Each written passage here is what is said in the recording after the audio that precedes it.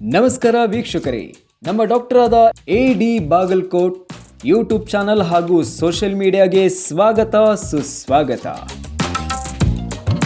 ಇವತ್ತು ನಾವು ಕೆಟ್ಟ ಅಭ್ಯಾಸವನ್ನ ಹೇಗೆ ಬಿಡುವುದು ಅನ್ನೋದರ ಬಗ್ಗೆ ಮಾಹಿತಿ ತಿಳಿಯೋಣ ಬನ್ನಿ.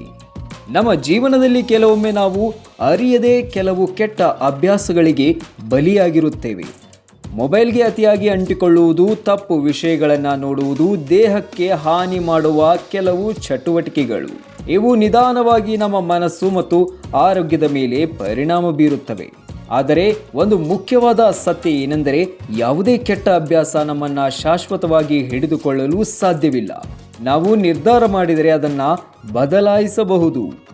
ನಮ್ಮ ಡಾಕ್ಟರ್ ಆದ ಎ.ಡಿ. ಬಾಗಲಕೋಟ್ ಮನೋವೈದ್ಯರು ಹೇಳುವ ಪ್ರಕಾರ ಯುವಕರಲ್ಲಿ ಕಂಡುಬರುವ ಕೆಲವು ಕೆಟ್ಟ ಅಭ್ಯಾಸಗಳು ಸಾಮಾನ್ಯವಾಗಿ ಒತ್ತಡ, ಒಂಟಿತನ, ತಪ್ಪು ಮಾಹಿತಿ ಅಥವಾ ಸಮಯವನ್ನು ಸರಿಯಾಗಿ ಬಳಸದೇ ಇರುವುದರಿಂದ ಬರುತ್ತವೆ. ಆದ್ದರಿಂದ ಮೊದಲು ಒಂದು ವಿಷಯವನ್ನು ಮನದಲ್ಲಿ ಇಟ್ಟುಕೊಳ್ಳಿ. ನಿಮ್ಮನ್ನು ನೀವು ದೋಷೋಪಕರಣೆ ಮಾಡಿಕೊಳ್ಳಬೇಡಿ, ಬದಲಿಗೆ ಅದನ್ನು ಬದಲಾಯಿಸಲು ಪ್ರಯತ್ನ ಮಾಡಿ. ಈಗ ನಾವು ಕೆಟ್ಟ ಅಭ್ಯಾಸ ಬಿಡಲು ಸಹಾಯ ಮಾಡುವ 5 ಟಿಪ್ಸ್ಗಳನ್ನು ನೋಡೋಣ ಬನ್ನಿ. ಮೊದಲನೇದಾಗಿ, ನಿಮ್ಮ ಅಭ್ಯಾಸವನ್ನು ಒಪ್ಪಿಕೊಳ್ಳಿ. ಮೊದಲನೇದಾಗಿ ನಿಮ್ಮಲ್ಲಿರುವ ಕೆಟ್ಟ ಅಭ್ಯಾಸವನ್ನು ನೇರವಾಗಿ ಒಪ್ಪಿಕೊಳ್ಳಬೇಕು.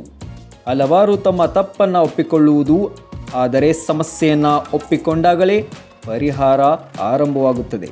ನೀವು ನಿಮ್ಮ ಮನಸ್ಸಿಗೆ ಹೇಳಿಕೊಳ್ಳಿ, ಹೌದು, ನನ್ನಲ್ಲಿ ಈ ಅಭ್ಯಾಸ ಇದೆ, ಆದರೆ ನಾನು ಇದನ್ನು ಬದಲಾಯಿಸಬಹುದು.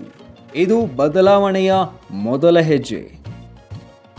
ಎರಡನೇದಾಗಿ, ಸಮಯವನ್ನು ಒಳ್ಳೆಯ ಕೆಲಸಗಳಿಂದ ತುಂಬಿ. ಬಹಳಷ್ಟು ಕೆಟ್ಟ ಅಭ್ಯಾಸಗಳು ಖಾಲಿ ಸಮಯದಲ್ಲಿ ಬರುತ್ತವೆ.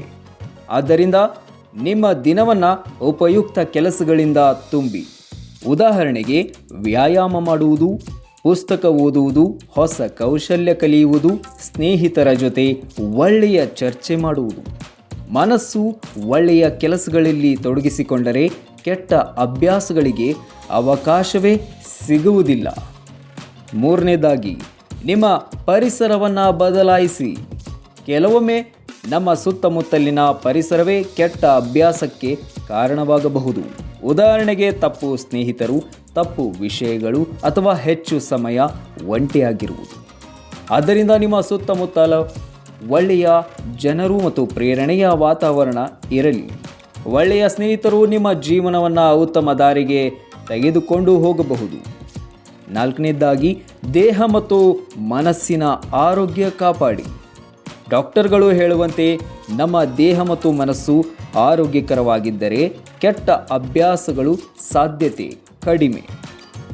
ಆದ್ದರಿಂದ ನಿಯಮಿತ ವ್ಯಾಯಾಮ ಮಾಡಿ, ಸರಿಯಾದ ಆಹಾರ ತೆಗೆದುಕೊಳ್ಳಿ, ಸಾಕಷ್ಟು ನಿದ್ದೆ ಮಾಡಿ, ಧ್ಯಾನ ಮತ್ತು ಯೋಗ ಅಭ್ಯಾಸ ಮಾಡಿ. ಇವು ನಿಮ್ಮ ಮನಸ್ಸನ್ನು ಶಾಂತವಾಗಿರಿಸುತ್ತದೆ ಮತ್ತು ಕೆಟ್ಟ ಅಭ್ಯಾಸಗಳನ್ನು ನಿಯಂತ್ರಿಸಲು ಸಹಾಯ ಮಾಡುತ್ತದೆ. ಕೊನೆಯದಾಗಿ, ಡಾಕ್ಟರ್ ಅಥವಾ ಮಾರ್ಗದರ್ಶಕರ ಸಲಹೆ ಪಡೆಯಿರಿ.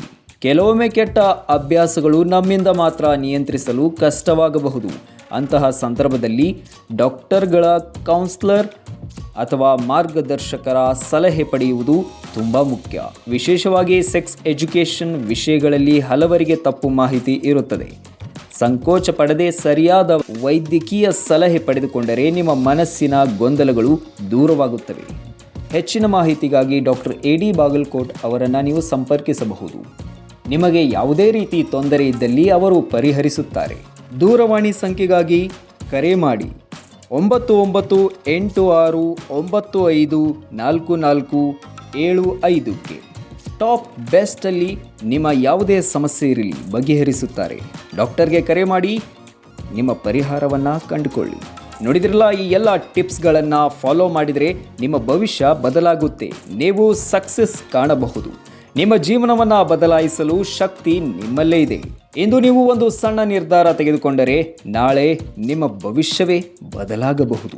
ಕೆಟ್ಟ ಅಭ್ಯಾಸಗಳು ನಿಮ್ಮನ್ನು ನಿಯಂತ್ರಿಸಬಾರದು, ನೀವು ನಿಮ್ಮ ಜೀವನವನ್ನು ನಿಯಂತ್ರಿಸಬೇಕು. ಆದ್ದರಿಂದ ಇಂದಿನಿಂದಲೇ ಪ್ರಾರಂಭಿಸಿ. ಕೆಟ್ಟ ಅಭ್ಯಾಸ ಬಿಡಿ, ಆರೋಗ್ಯಕರ ಮತ್ತು ಯಶಸ್ವಿ ಜೀವನವನ್ನು ಆರಿಸಿಕೊಳ್ಳಿ. ಈ ವಿಡಿಯೋ ಇಷ್ಟವಾದಲ್ಲಿ ನಿಮ್ಮ ಸ್ನೇಹಿತರು ಹಾಗೂ ಕುಟುಂಬದವರ ಜೊತೆ ಹಂಚಿಕೊಳ್ಳಿ. ಜೊತೆಗೆ ಬದಲಾವಣೆಯ ಹಾದಿಯಲ್ಲಿ ಎಲ್ಲರೂ ಬದಲಾಗೋಣ ಬನ್ನಿ.